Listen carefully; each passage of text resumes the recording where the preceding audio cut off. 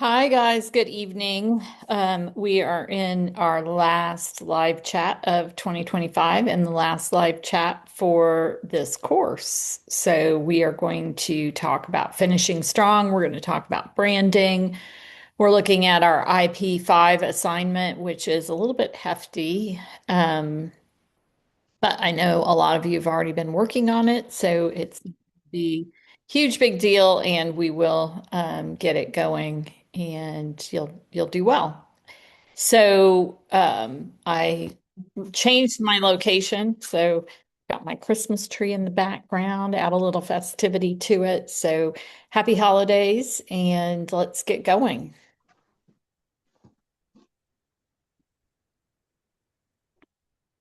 So again, just including the marketing umbrella so that you have our 5 P's of marketing, you have our marketing mix variables, people, the customers we serve, our products, the place or distribution, how consumers are going to get the products, the price that we'll charge, and then finally the promotion, which is communicating all of the information to our customers. And we have 5 buckets of promotional strategy: advertising, public relations, sales, promotion, personal selling, PR, and direct marketing. I think I said PR twice.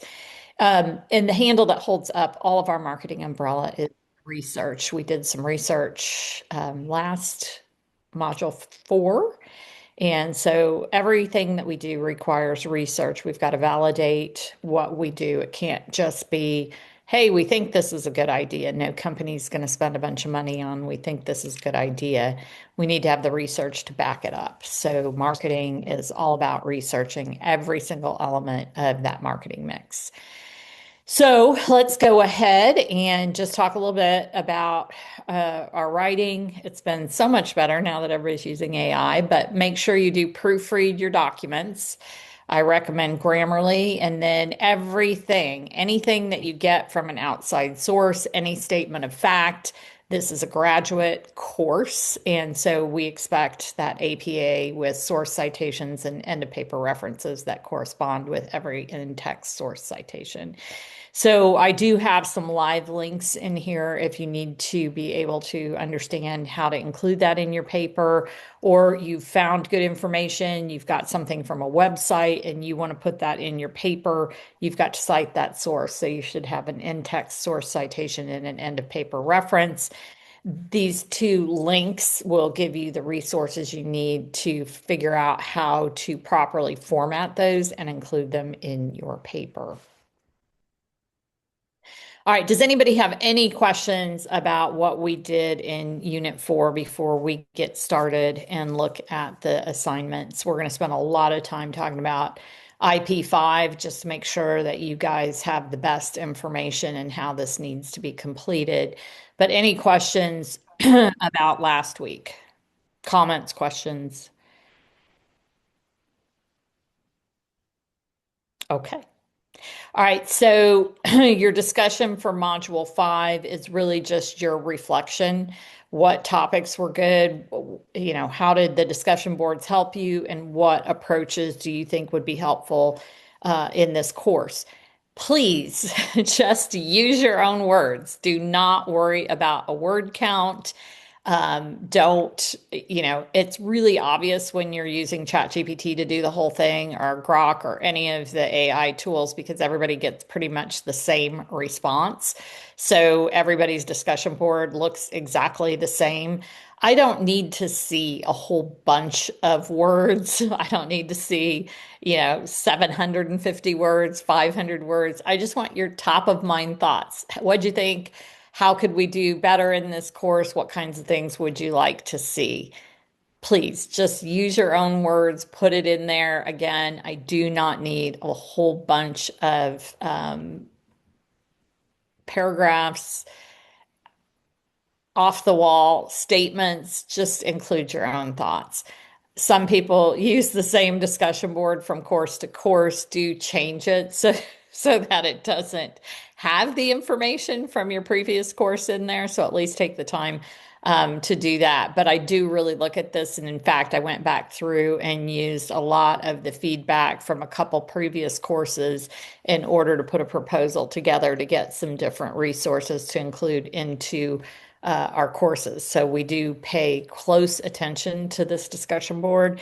So please do include your thoughts. And you, again, don't need to be really academic with this discussion board. Treat it as a discussion. We're in class, you're raising your hand. Hey, this is what I think would be helpful in this class.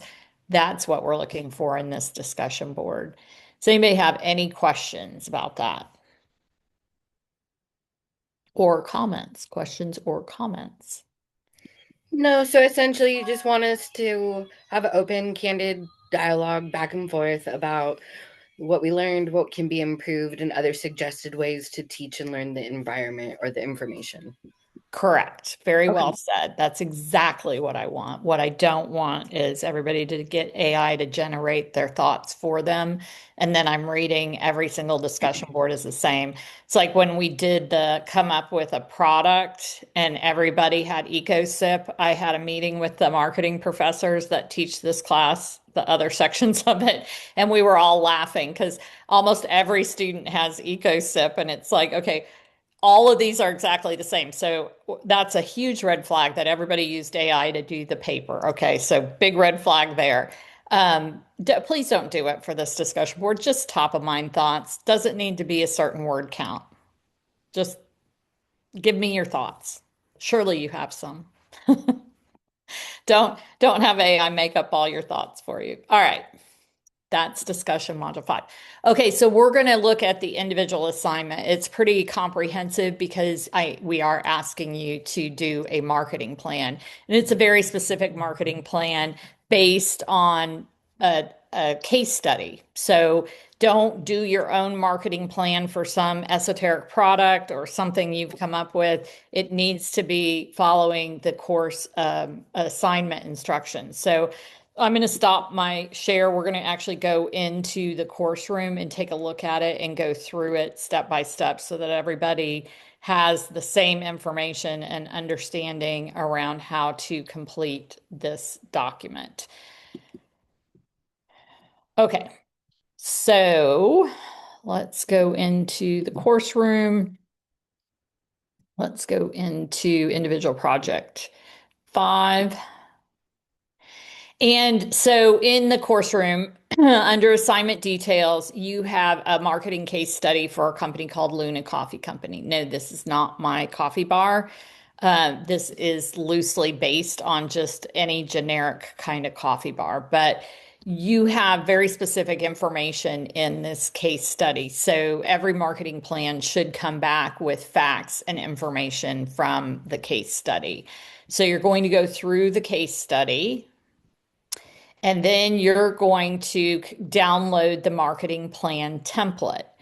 And so I'm going to stop sharing. We're going to go look at the marketing plan template because it does need to be done in the template. So again, don't just think, I'm going to go in, I'm going to download a marketing plan from the internet and I'll just put in a few things. Needs to follow this outline and it needs to be in this particular template. That's why the assignment instructions say use the marketing plan template, and we have the link right there. So you'll download it. You'll have executive summary. You'll come in here and you'll type no more than 2 paragraphs to summarize the main points of the marketing plan. Do not do your executive summary until the very end because you're summarizing the main points of your marketing plan and you won't have those main points until you've actually done the marketing plan. So save that to the end. Don't forget it. You're going to come back in here and you're going to do an overview of the marketing plan. You're going to include one clear objective for Luna's marketing plan. So come up with that objective. You're going to describe the industry landscape. So at this point, you're going to come in and you're going to give information about the coffee industry. This will include information that you will research. So it's in this part that, yes, you should have in-text source citations and outside information. You're going to include facts and figures, the growth, different things that contribute to what we see in the industry now. You might include the price of coffee going up because of tariffs. So you'll have a lot of interesting information that you've gone out and you've researched. It should have in-text source citations and end of paper references to include in that industry overview. Gina, I'm going to hold on just a minute. I'm going to go through one more section and then I'll let you ask your question. So, in the market analysis, you'll have that industry overview. You'll also go into some detail about the target market. You'll be including information from the case study, but you'll also bring in outside industry overview information when you discuss the target market. Go ahead, Gina. Uh, Thank you. So, are we supposed to be inserting any type of screenshots? Is that what you were meaning by insert No. citations? Or you're talking about like APA, like making sure everything that we're talking about is supported by. APA, Okay, everything needs to be supported with outside information. So if you're talking about, okay, the coffee industry is whatever $1 billion, where did you get that? Include that source citation. If you're got it. talking about the price of coffee going up because of the tariffs, where did you get that information? Include that information and your in-text source citation and your end of paper reference. You've got to have that information in there. Perfect. Thank you. hmm Okay, so then you're going to come down here and you're going to look at competitive analysis. Now, key competitors, you'll probably have, everybody usually has Starbucks and, maybe Scooter's Coffee or Dutch Brothers. That information will also have outside sources. That's why it says include outside sources. Nobody cares what's top of mind for you. That information is just your best guess. You don't have any facts for that. So you've got to include the outside sources, the information to back that up, the data, the research. Remember, marketing is very research heavy. You've got to have that when you're discussing key competitors. You're going to look at market positioning, describe the unique value proposition of Luna Coffee. So that's going to be embedded in that case study. So you're going to go through there and you're going to write a value proposition specifically for Luna Coffee. What makes it unique in its competitive landscape? What sets it apart from the other companies that are also serving coffee in their industry? So we have to identify what our unique selling point is what you're saying. Yes, you need to go through that case study and you need to figure that out. It's in the case study. It's up to you to find the information and develop that unique proposition. So everything that we need is solely based in that case study. So the outside sources that we're bringing in, No, I'm no. stopping you right there, Gina. Okay, The information in the case study is just about Luna Coffee. You're going to have to go out and research and find information on key competitors. You're going to have to got it. find information on the coffee industry. That information is not in the case study. So everything in the case study is Luna. So when you're talking on this template about things about Luna, it'll be in the case study. And then our competition and what we're comparing and contrasting will be the external portion of our competitors, like the Dutch Brothers and Starbucks, like you said. Yes, correct. Perfect. Thank And you. an industry overview. That information is out there in places like Google Dataset Search, Google Trends. You'll find information on the coffee industry. So do you want us to insert pictures with that too, or no? As I mentioned, no. Okay. You'll bring in your outside sources, but no, I don't want to see a bunch of screenshots of things. I want to see data and I want to see your source to back up that data. Okay, perfect. Because you are graduate students, you are getting an MBA. If your company says to you, I need you to put a marketing plan together, you need to know how to do that. You've taken a graduate level marketing class and you will need to know how to put a marketing plan together. Even if marketing is not your thing and you're a finance major, you're going to intersect with marketing and you need to understand how marketing plans work.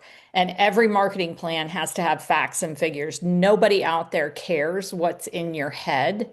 It's what's in your head being able to put together information from research. Yeah, this is the executive summary of what our case study that we're presenting. So you It's want it's this to it's be not it's not an executive summary. Up here, you're going to put together your executive summary. in the This is executive a full presentation. Yeah. this is a full-fledged marketing plan. You are Okay. putting together a marketing plan. It needs to have data and facts. So you're going to put together, I'm at the point here with your market position. So describe that unique value proposition. What makes Luna Coffee different than all the competitors that it's up against in its market? Then you're going to come down here to marketing objectives. You're going to put together a SMART goal. And every single time I go to grade these, I'm amazed at how everybody forgot SMART goals. We covered them early on, and I give an example here in this template. It's got to have all of the elements: specific, measurable, achievable, relevant, time bound. Things like I want to increase website traffic by 20% in 6 months. Do not include that one. That's your example. So that's not going to work. You've got to come up with your own SMART goal, but it has to follow the SMART criteria. And we covered that, and everybody did well with that in the unit that we did it. And then they come to this and it's like they totally forgot it. So don't forget it. Understand what SMART is. It's not separate. You're not going to list out, here it is specific, here's measurable.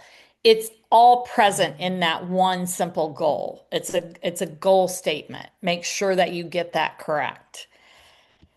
And I give lots of examples back in the unit where we covered that. I give you an example here. This is what it should look like. Please do not list out in bullet points: specific, measurable, achievable, relevant, time bound.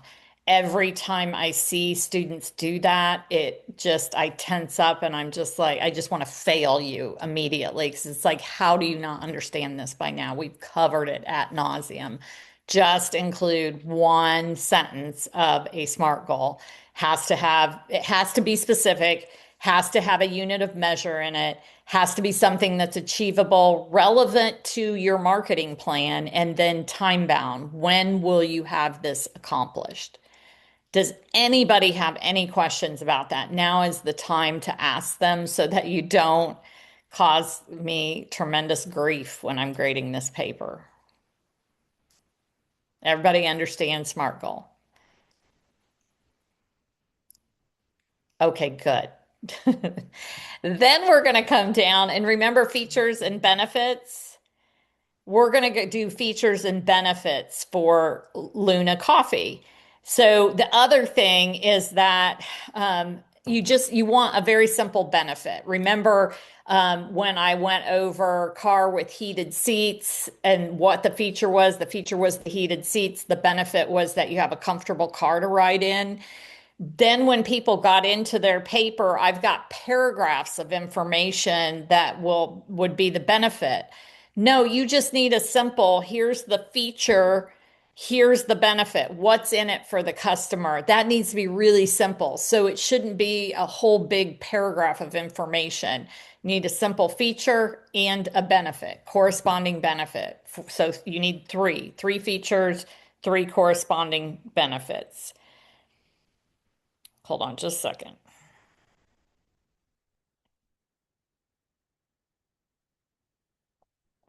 Um, then you're going to come down and you're going to talk about pricing. What is your outline of your pricing strategy? Are you going to you need to name a pricing strategy, competitive pricing, discount strategies. What are you doing with your pricing for this coffee company? So you're going to outline that.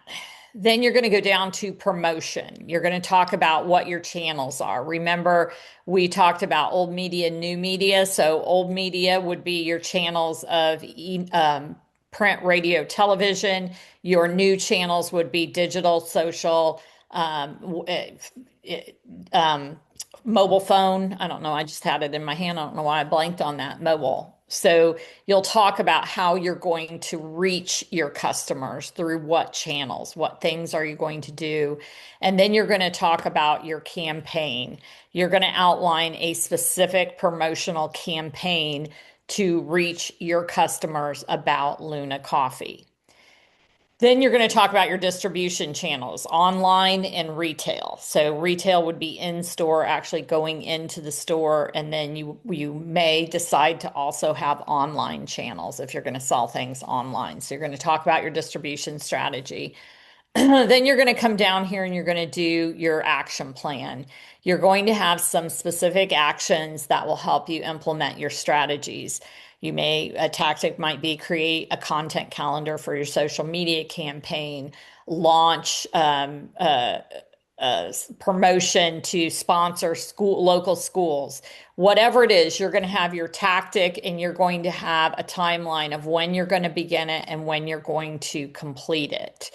When you say, I'm going to begin it in 2026 and I'm going to end it in December of 2026, don't do that. Get some specific. Here's my tactic. If you're going to sponsor school sporting events, those aren't going necessarily year round. You need to understand what your beginning completion looks like. You're putting together an actual marketing plan.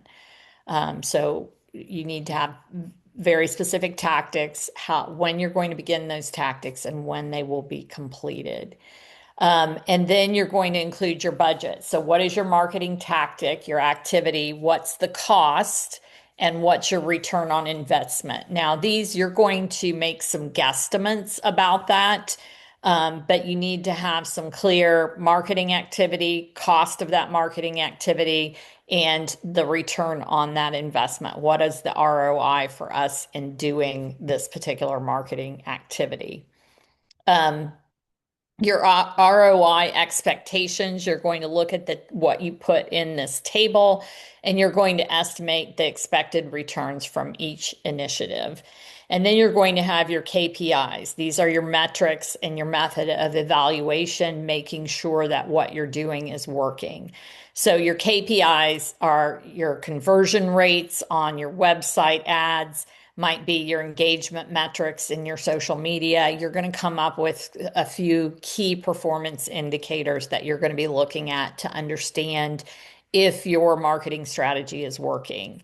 And then you'll Sorry, talk I have a about, question for you. Sorry, yes, I don't mean to cut you off.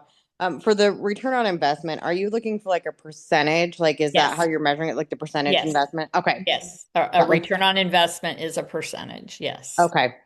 Thank yes. you. Yep. Lindsay, do you have a question? Anybody else? Okay. And then you'll describe how you will assess the success of your marketing efforts. So, what's your plan of evaluating that? You're going to summarize your key points and then outline your next steps. What will you do? What are the immediate actions after the plan has been approved by your C-suite? So that is your marketing plan. It has to be in this template. If you turn it in and it doesn't have the components of the template, if you've gone off and gone rogue and you have all kinds of different headings and all kinds of different stuff that we don't need, I'm probably going to send the paper back to you. And guess what? There's not going to be a lot of time for you to redo it and resubmit it. So make sure you follow this outline and submit it in the template. So on the template, I do like your templates. I didn't like them at first because I was like, you're putting me into a compartmentalized box and forcing me to do something. That's However, exactly what I'm doing. Yep, you are 100% correct. it made Because me this think is how you do it, and that's what we want correct, you to understand how which to made do me this. think outside of my own box. But the You can think only outside of your box, outside of the class. That's what you can do. correct, but with this, there are some sections that I need clarification because I understand what you're saying. Don't change where it says like market analysis and then industry overview and then the target market. So like some of them you want them there because that's what we're talking about, but you don't want us to change other ones, like, correct? I want you to follow. I don't understand what your question is, Gina. I'm So look at the sorry. paper. So you see how it says market analysis right there, and then it says Yes. industry overview. Yes. And then you're supposed to put in your 3 paragraph, let's just say, in that section. But I should still keep that part that says industry overview bolded and in there. Yes, these are your section headings. Correct. So those I don't change. No, never. Okay. I do Never. get unclear sometimes because I can't tell on the template when you're like writing sometimes if I'm supposed to remove that or update No, it. anything in bold, these are major headers, these are subheads. Mm-hmm. All of those things stay. This is this is the flow of what's included in a marketing plan. The only thing you change is what's you're going to put in the information for the industry overview. You're going to put in the information for the objectives. You're going to put in the information about the target market. You have to include all these everything in bold has to stay. Okay. And then like as far as the SMART goals, so like when you're talking about the SMART goal section, it says include one SMART goal. So you would remove that portion. I don't care if you leave that in or not, but there Okay. better just be one specific SMART goal. Okay. And if I see people bullet pointing specific, measurable, achievable, you'll flunk that whole section. It will set me off. Okay. So see, Don't do those are the that. parts, those are the ones that I'm trying to figure out which ones can stay and not I don't because care if this stays, you can leave that. I don't care. okay. As long as you get the part right here correct, that's all I care about. You can leave that in. You're getting into semantics that you needn't get Well, no, into. because I wouldn't present that in an executive. If I was presenting this to somebody, I wouldn't have that on there. If I Okay, was good. presenting this to Liberty Great. Mutual, you know what I'm Yeah, saying? no, So, that's good. I'm very happy to hear that. But what I'm saying is I I'm going to look at the content of this and I'm looking at making sure you've got it done correctly. okay. You can leave in outline the pricing strategy and put your pricing strategy here. I don't care as long as you have, and I want these tables in here. So when I look and there should be a feature and there should be a benefit. And I don't need 5 or 6 paragraphs of benefit. You need to tell me in as succinctly as possible what's in it for me as the customer. So if you say we roast our own coffee, that's a feature. The benefit is the freshest coffee available. Period. Got it. You don't need to put all kinds of other nonsense. It's not your sales pitch. Definitely not. So I have a Any question other? on the tactics Yes. section, because there's a lot of different tactics that can be used in that section. Are you wanting us to, I mean, I guess how many tactics are you wanting in there? How many should we have? I don't, I would have at least 2 or 3. You don't need to go crazy. You don't have to fill all of this in and have one for each thing. If I saw 2 or 3 really good tactics that have a good beginning, completion, they make sense. You've got enough information in there that if I'm not if I'm coming in and let's say you're the marketing director and I'm the marketing manager, I would know how to implement. Okay. But how long is the context on it? Do you want it to be like the above one where it's just like What I just said, Gina did, so what I just said was I need enough information that if you put this marketing plan together as the marketing director, something happened to you and you were in a coma in the hospital and I'm the marketing manager that has to implement this, I would know how to do it based on what information you have for that tactic. well, that's kind of vague because No, some because people you're handing it off. You no, are I handing it understand off. that, Would but I be able to do it? different people may provide No, different directions. no. So you're kind of leaving it open. Somebody might just put 2 words there and feel that suffices. Do you Then want your marketing plan would fail because if you're in a coma and you had to hand this off to your marketing team and you just had 2 words there, they would not know how to implement that. I've managed millions of people in my lifetime, and I can tell you for certain they would not be able to do that. You've got to have enough information that your team would know, oh, we're supposed to do this, and we've got to start it on January 15, and we better make sure it's wrapped up by March 20. Okay. You've got your beginning time, your completion time, and what the tactic is. So the tactic may be to sponsor all of the high school sports teams at our local sporting event, sponsor through an ad in their brochure and maybe a big banner out on the ball field. When does that need to start and when does that need to end? Got it. Thank you for providing those extra examples. You are welcome. Any other questions? I'm going to go through and show you an example of a marketing plan that's completed, and I think that will help you. But does anybody have any questions on this before we end? These references at the end here, these are actual people at the university. So these are just examples of how to format your end of paper references. Please don't leave those in there. A lot of times students leave those in there and it's like, no, those don't have anything to do with the actual paper you're submitting. They're just there to show you how to format. Okay. Okay. Monique, did you have a question? Okay. We're going to go back in and look at, I'm going to finish this up and then we're going to, I'm going to show you a marketing plan. So let me get that up and going. Okay. So I need 4 or 5 different screens and I have one little laptop screen. The slide you're looking at right now is a lot of brands that we're very familiar with for the most part, and the dollar amount there is the value of that brand.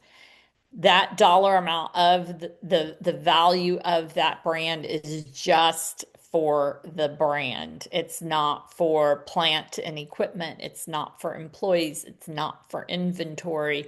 It's how valuable that brand name is because of the following that they have, the prices that they command, the high sales numbers that they get, the feeling that the brand, the products give to the consumers. So brands are built in the hearts and minds of consumers based on our experiences with those brands and those products.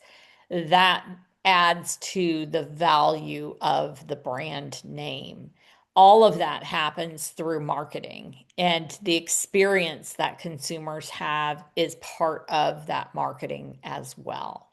So I'm going to show you what we're doing with our marketing plan is building that brand value where you have those repeat customers, where you have a following, where you don't have to continually educate your consumer on what it is that you do or what your products are, because there's enough information out there and enough consumers that they know what that is. So when we look at the customer journey, we look at everything from where the consumer first becomes aware of the product all the way down the funnel that you see here from red to green, where the consumer takes action. So remember when we talked about market segmentation and targeting, and we looked at for a segment to be effective, it has to be substantial enough. Why does it need to be substantial? Well, because up here at awareness at the top of the funnel, you need quite a few potential customers because not everybody will make it down to the end of the funnel to take action and buy the product. So, all along this marketing funnel, this customer journey from awareness, interest, decision to action, customers are doing activities. What actions are they taking at each stage of that customer journey? And where do we as a company come in during those actions that they're taking in order to build rapport with them, in order to help them understand our brand and our products, and to help them make it down to the next stage in that funnel?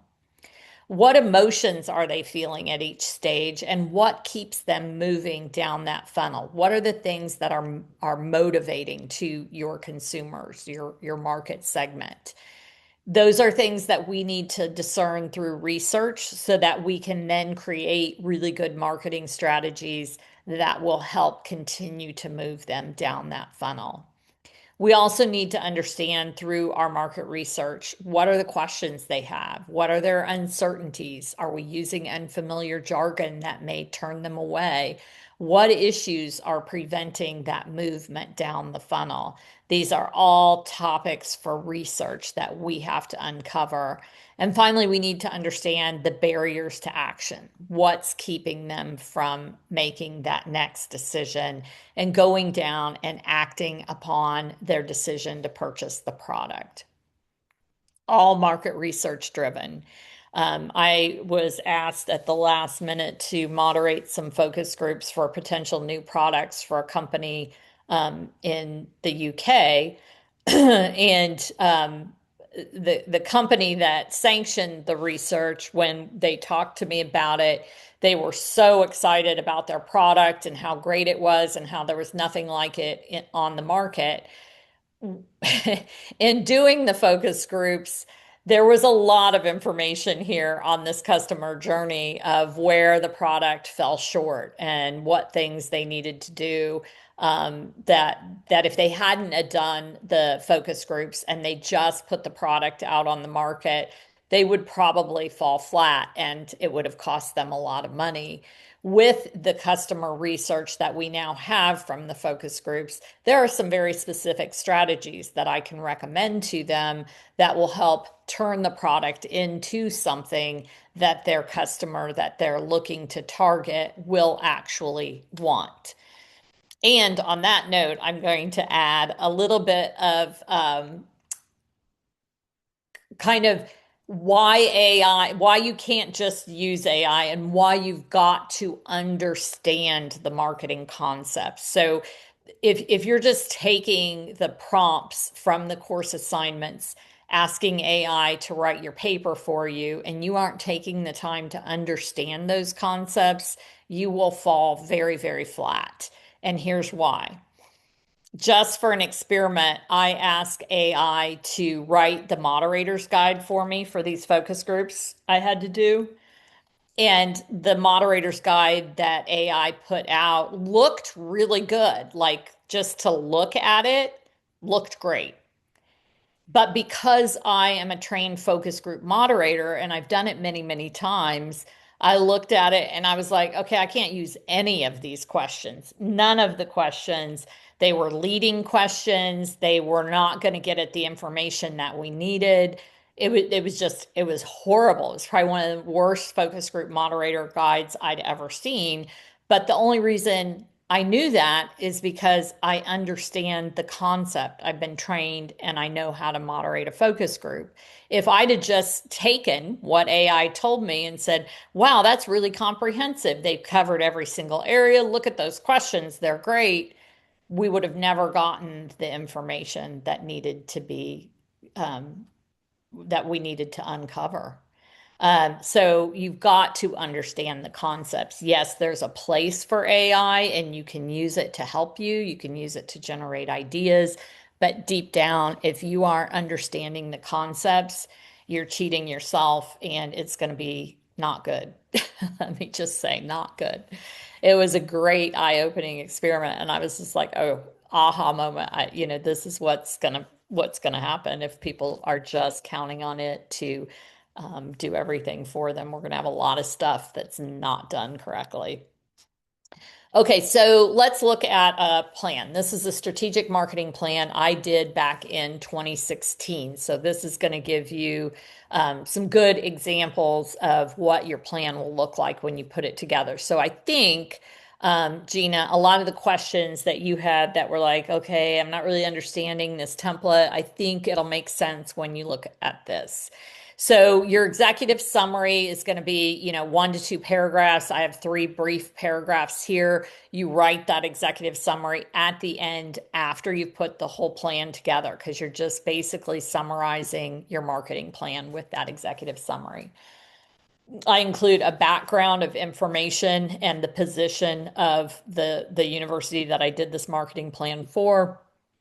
We look at the mission. I'm not having you do that with your plan, but then we look at strategic marketing goals. And so one of our goals here was to maximize enrollment across graduate, undergraduate, online, and I can't remember now. I think it's adult learning. 10% by 2020.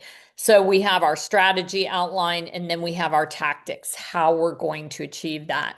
So when you look at that section on tactics within that marketing plan that you're going to be putting together for Luna Coffee, these are examples of some of the tactics. Match up and identify the most profitable recruitment fairs for attracting students to, I blacked out a lot of the stuff in here, but continue to utilize the TargetX database and generate more robust leads into the funnel. So there's enough detail there that the marketing team knows how to implement these tactics. So I go through, I think we have 3 or 4 different strategic goals. And then we come to our core competencies, looking at value through competitive pricing, faculty, caring community. We do our situation analysis. So I have a full SWOT in this one. I am not asking you to do a full SWOT analysis. I'm just asking you to look at the industry overview and look at the competitors. So you don't need to do a full SWOT. Then we look at, and I included in here, the branding. I've done a lot of branding for a lot of different companies, and I do always use this branding wheel. I'm not asking you to do that with Luna, but this is something that is really helpful. So just you'll have it. So I've given you a few slides. Remember, I said the marketing umbrella, and then our complete marketing strategy where we have paid, earned, and owned media. And then this slide. These are all going to be very important things that are used every day by marketers. And then we have our promotions. So when I look at the different promotional strategies, you have that element in the marketing plan you're going to be doing for Luna. Here are some examples. We have a billboard campaign. We have print ads for online, career fairs, conferences, events, and then they have an implementation timeline. So, they know this one, particularly primary market awareness, starts July 2016, ends June 2017. So we include those timelines and campaign, and for each campaign for the things that we need to get accomplished. And then we go through how to organize for marketing. You're not going to need that in yours. But here, that was a big issue for this organization, and really looking at who was going to be doing the marketing activities and how they were going to plan for it. And then we do include the budget. So you'll have things like this branding standards guide, the financial aid messaging, billboard campaigns. So we include the dollar amount for what they're going to need for each of those strategies. And then we look at our evaluation metrics, which you'll also be doing, in things like number of enrollments pre-campaign versus number of enrollments during the campaign, and then include a baseline from year to year. So we've got all of the KPIs, the evaluation metrics that we'll be looking at to make sure that the things that we're doing are moving in the right direction. You don't want to continue to do something or spend money on something that isn't getting you the results you want. So you have to have those KPIs so that you can continuously monitor it and know that it's working or not working. And if it's not working, how do you tweak it? Because you don't want to continue to just throw good money after bad. Just look at it and know what's working in your campaign. So that is an actual marketing plan. And I'm going to email these slides to you, but I hope that helped answer some of your questions with how do we use the template and what information do we include. So, a couple just final thoughts. At the end of every term, we have students that submit their assignments and then you hit submit and then maybe you close down your laptop or you shut everything down. You've got to wait and make sure that the assignment has submitted because sure enough, every end of term I get a lot of student tickets where the students are just outraged. The faculty didn't grade the paper. Why didn't the faculty grade the paper? I go in to research it and it's like, well, because there's no paper to grade, never uploaded. At the end of the term, there's a really quick grade turnaround. Make sure that you have properly uploaded and you know that your paper, your submission is there because it can be a real problem at the end of the term if you didn't wait and it did not get submitted and then the faculty goes to grade it and there's nothing there to grade. Usually the student doesn't have anything to stand on and they just get a 0 for that. So make sure that you have confirmation that your final paper has submitted. Does anybody have any questions? I had a question about the KPIs, and I don't think this is 100% relevant for the paper. I'm just curious. Yes. So, when you're assessing the performance metrics and deciding if your campaign's working or not, what's the appropriate timeline to determine it's not working or and it's kind of working, we should give it more time? How do you decide when you have to change strategy? That's a really good question, Lindsay, and I appreciate you asking that. And it's going to be different for each like strategy or tactic. So, just for example, if I'm doing a social media campaign and maybe I'm doing some advertising in social media, I can tell right away if it's working or not working. I may be looking at conversions. So let's just say I'm looking at the number of people that visited my website and I want to look at the number of people that actually put products in their cart. So this is something we can all understand. It's the holiday season. We're all probably shopping online right now. So you're looking at things, you're putting things in a cart. Do you actually go back and buy those things in the cart, or do you just leave them there and never come back to them? So those are things that companies can tell really quickly. And when we talk about AI tools, there are a lot of AI tools that help marketers. So you can attach a lot of these AI tools to your web pages. I have things like in my coffee shop that we look at daily as far as our cash register, the point of sale system. So you can look at those and you know if they're working. Like I've done a buy one get one campaign. Okay, how many people redeemed that campaign? I know pretty immediately if it's working or not working. Okay. Um, To and I mean, piggyback on what Lindsay's saying, though, like, is there a standard of time that is good? no, Because it's you have years different of for it's experience. what I'm trying to say is it's different for every strategy. So, So like, if 3 months for digital, 6 months for I'm something going to that give was you some virtual. examples. I was going to say them and then you start talking again. So if I'm doing a billboard campaign, a billboard's pretty permanent. Like a lot of them now are digital billboards, but you could have a call to act, a billboard is a call to action. Most people see a billboard and they take immediate action. Like if I put a billboard for my coffee shop out on the interstate, if I suddenly see a huge increase in customers that are not locals, I know that billboard is working. If I don't see an increase, and it would probably take a few weeks to a month on a billboard, I can stop. I don't have to continue, depending on my contract, I can cut off that billboard. Now, if I'm doing online sales and I've got things going online, that's pretty immediate. You can figure that out in 1 to 2 days. And as I was mentioning, there's a lot of AI tools that will attach to things and help you give you that analysis of here's what's working, here's what's not working, but it's going to be different for every single strategy or tactic. So you can't say, oh, blanket, give it 6 months. No, something digitally, something online is going to be a few days. Something like a television ad or a billboard, that's going to take you several months to see if that's working.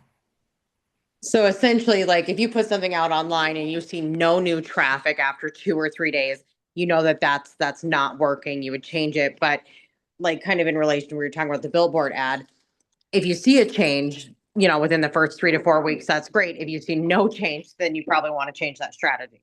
And Correct. it just It, depends on the tool you're using and the product you're launching. yeah, and like for billboard, it may be the great, so one of the first things I ever did, one of my first jobs right out of college was I worked for a toy company, and the product that we had required large format printing. And at the time, I was in Southern California. They flew me to Wisconsin to the company Little Gold. They printed little golden books, and they had the large format printer. Well, when I went there, we had to do a press check literally in the middle of the night. It was like 2 a.m. This stuff is coming off the printer. And so while I was in the print shop at 2 a.m. doing the press check on what we were printing, there was a car company and the executive VP for that car company doing a press check on the billboards that they had for this particular car. They had, and I talked to her for quite some time, they had already done focus groups and market research to know that that billboard was going to work before they went to the expense of printing it and putting them up. Because at that Yes, I'm old. At that point in time, you didn't have digital billboards. You had to put them all, they were printed and you put them up on the billboard. So it was quite a commitment to do a billboard. So they would do that market research ahead of time to know that the messaging worked with their target audience. But now, there are, for instance, one of the very first location I had my coffee bar in was a new development, and all of the restaurants were like, nobody can find us. It was a development tucked away. And I kept going at the guy, we need billboards out on the interstate because nobody can find any of the businesses in this new beautiful complex. And so he put up perhaps the worst billboard I've ever seen. And it didn't do a thing because it was such a bad billboard. So yeah, you know pretty quick if it's working or not working. Thank you. You are welcome. Any other questions? Okay, just a reminder, we are in the last week. Friday is the last day to request an incomplete. If you have at least 60% of your work submitted and you have maybe a couple of assignments still outstanding and you feel like you would benefit from an extra week in order to be able to get your work turned in, send me a message, give me a bucket. I have a family issue. I have a work issue. I need an extra week. I don't need all the detail. I don't have time to read the detail. I don't need the detail. I care about you, but I don't care about the detail. Just tell me in that bucket, I need an extra week because I have a work issue. That's as much as you need to tell me, and I can get that submitted and we can get you an incomplete. But Friday is the cutoff. So if you send it to me on Saturday morning, it's too late. It won't get approved.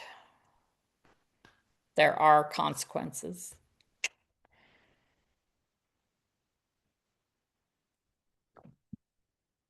Any other questions?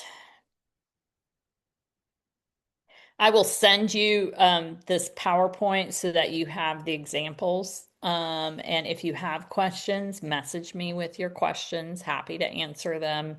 Happy to help you if you get stuck or hung up.